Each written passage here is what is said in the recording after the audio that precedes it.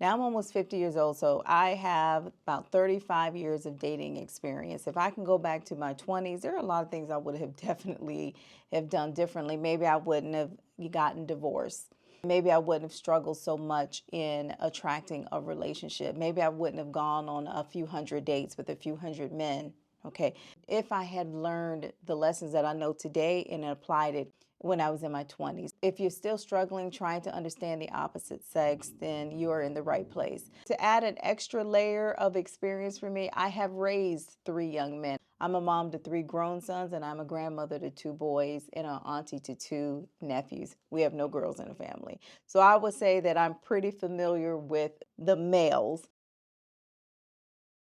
The first thing is men are not complicated creatures. I hear this a lot, even from my own sons. We make men to be so complicated because I am a relationship coach as well and a published author. Back in my 20s, I probably made it more difficult than it had to be. If I would have just sat there and really listened to what that person was telling me. Now I know I've seen some advice to where it says like, cater to the man, listen, don't cater to the man. I didn't have that problem like, oh, don't overly cater to the man.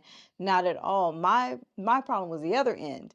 I would often just ignore their needs completely. Take the time to learn your particular person.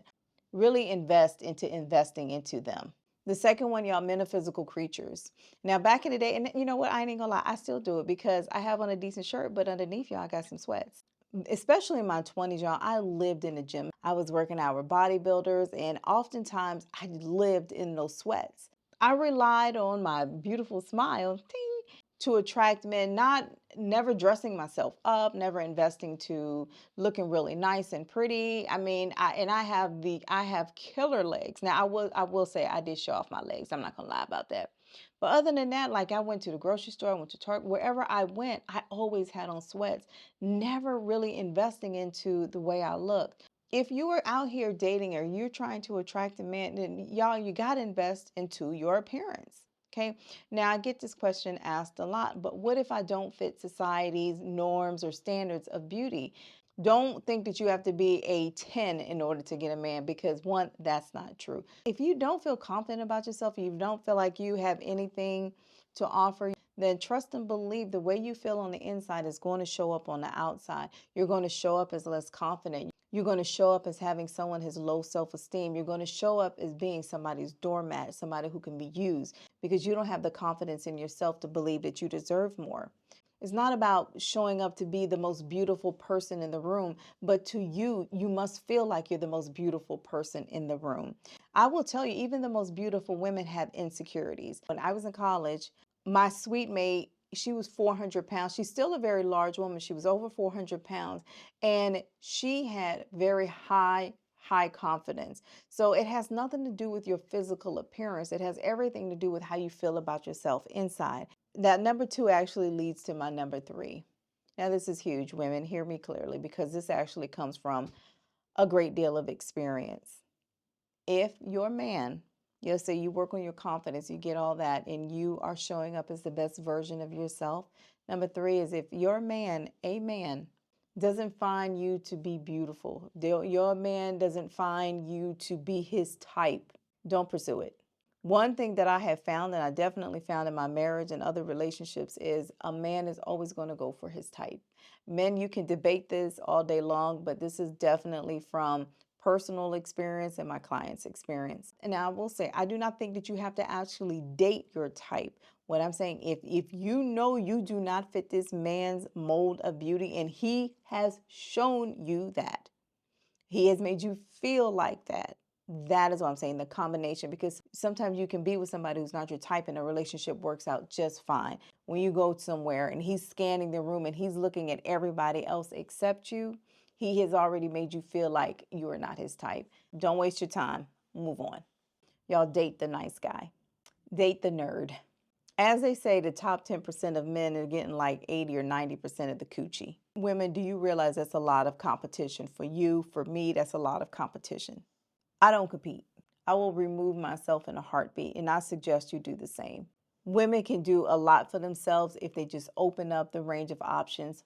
Stop looking to date the man who's 6'6", who drives a really nice car, and all these things. Open up your options, date outside your race. And the women that I coach, even the women that are in their 40s, 50s, and 60s, still want the man that is 6'4", 6'5". He has to have this, he has to have that. If we expand our options, if we stop looking at the superficial things, a man can't help his height.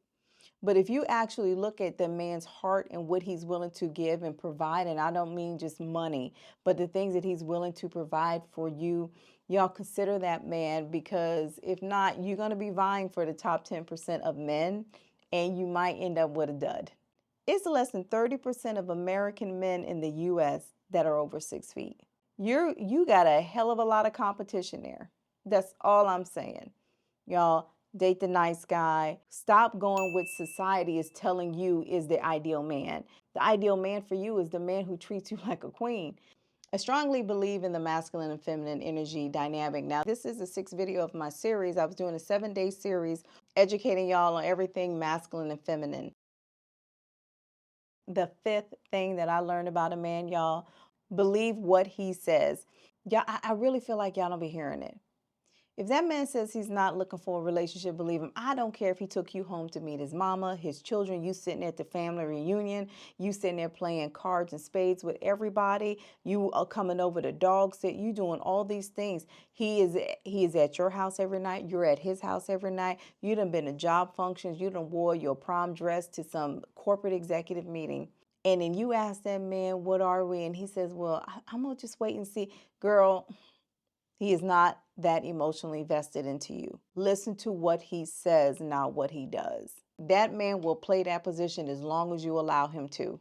Now, another thing that I've learned about men, y'all have your own life. My oldest son was dating a young lady, and when he met her, he said that he was so excited, like, her credentials on the piece of paper were very exciting to him. He was tired of meeting young ladies who didn't have their own interests, their own lives. He said, oh, looking at her resume, she has all these things, but then they started dating, all those interests went out the window. He's like, what happened? What happened, Mom? Why? Ladies, do not give up your interest to be with somebody. Do not. If you were going to ballet Monday, Tuesday, Wednesday, and now he want to see you Monday, Tuesday, Wednesday, be like, no, can we see each other Thursday, Friday, Saturday? Because I have ballet. Or maybe compromise and find other days of the week that you can do ballet. Do not give up who you are to be with somebody else, because I guarantee you, they will not give up who they are for you. You guys are sacrificing your interests and sacrificing who you are to be with somebody who may not be around. I see a lot of times people give up their friends and they give up their families to be with somebody. Instead, there should be a balance. Your life cannot be his life and vice versa. You will become a very uninteresting person if you just follow him all around the house and take on all his interests. You weren't thinking about golfing. Now all of a sudden you over there buying a set of clubs and now you golfing every Monday, Tuesday. No, no, no, no. Whatever your interests were, y'all, please keep them, because that's what makes you you. Another thing that I have definitely learned, y'all, because I spent years in this space, men making me their buddies. And for the life of me, I couldn't figure out why I would go to be a man's buddy. We be buddy. We dapping it up. We having wings. I'm invited to Buffalo Wild Wings. She a cool chick. Oh my goodness. You see, she's so cool. She's so funny. And I'm like, but no, I thought we were on a date. Now, when I went on dates with a few hundred men, now many of those were actual dates, but also many of them were buddy type things. I did not realize, y'all, that I was giving off so much masculine energy that they had no choice, because they were innately putting me in a position as their equal, because they're showing up masculine, I'm showing up masculine, voila. I really had to learn how to balance my own energy and then learn how a man operates. If I wanted to feel softer in his presence, if I wanted to bring out his masculine energy, y'all, I had to show up as feminine. It took me years to understand. We're talking years. So if you're in your 20s, y'all, learn this quickly, how to be more feminine so that you can encourage his masculinity to show up. Another thing that I definitely learned about men was, y'all, respect their interest. Now I said keep your interest, but now this one is respect his. Do not try to change that man. That man came with a set of interests as well. Do not take on his interest just because you want to be around him all the time. Take interest in his interest. Learn a little bit about it, but that doesn't mean like, okay, well, if your man, like the man I'm dating, he loves golf. He loves golf. I have taken a little tiny bit of interest, like trying to understand the game a little bit, but I have zero interest in becoming a golfer. I'm sorry, zero. I have driven a cart a couple of times, but I can't even say that that was the most, because it was hot. Y'all, it was hot outside. It was very hot. And I'm saying, do you know a golf game lasts about 4 or 5 hours? Yes. I did ask questions about golf. I'm trying to understand it because it's something that interests him. Now, I'm a firm believer now, but if he's golfing all the time and he's not spending time with me because he's always golfing, then obviously that's not going to work either. It's all about balance. Just like when you honor and respect your own interests, you can't just focus completely on your interests and ignore his needs. It's all a balance game. That's the key though. And that's where we struggle. Finding that balance, what works for one person doesn't work for the other person, it doesn't work for the other person. It's a constant reshifting of priorities. Another thing that I learned, y'all, be very cautious, especially in your 20s. Do not allow a man to move from his mama's house to your house. You're going to end up mothering that man because that man has never lived alone. I was very cautious. I knew this well over 25 years ago. I said to myself, I would not date or be with somebody or marry somebody who had not been on their own yet. I need them to know what it's like to be independent, to be self-sufficient, to know how to wash their clothes, wash dishes, know how to take care of their home. I didn't want them coming from mama house to my house. And I see a lot of women mothering their men. If you're going to take somebody from their mama house to your house, you're definitely going to end up mothering that man. I'm telling you right now, because he's already primed for it. Y'all appreciate your man. I went into a whole soliloquy about this when I'm talking about encouraging masculine energy in one of my previous videos from this week. Again, I did doing a whole 7-day series on how to improve your relationships with balancing your masculine and feminine energy. There are typically 3 blocks that are keeping us from having healthy relationships. It's our imbalance in our energies, it's our attachment style issues, and it's our communication issues. So this series, I was completely talking about balancing your masculine and feminine energy, y'all, so we can have healthier relationships. And with that, y'all, please appreciate your person. Now, I know what you're going to say, but it go both ways. You need to appreciate me too. I get it. Like in the first tip I said when I started this video, I did not understand how important it was to really get to know the person I was with. Even I was married. I was married several years, and I honestly don't even know if I ever got to know my husband. And we were friends before we got married. But looking back at it, he was more my friend than I was his friend.